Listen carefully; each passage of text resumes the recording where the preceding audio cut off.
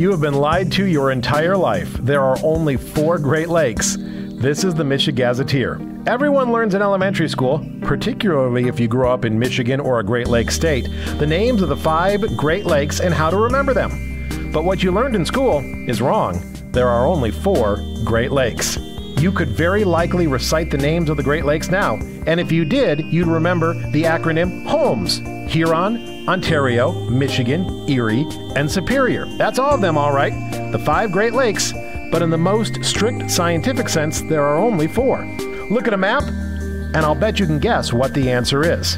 Superior is clearly a lake unto itself, separated from Lake Huron by the St. Mary's River. Lake Erie is separated from Huron by the St. Clair River, Lake St. Clair, Detroit River, and Lake Erie and Ontario are separated by the Niagara River. However, the boundary between Lake Michigan and Lake Huron is not so cut and dry. Those 2 lakes are joined by the Straits of Mackinac, a strait, not a river. The strait is 5 miles wide and 20 fathoms deep, making it a waterway much wider and deeper than a river.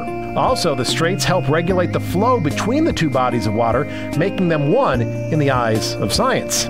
Lake Michigan Huron, as it's properly known, is, quote, technically a single lake because the flow of water through the straits keeps their water levels near equilibrium.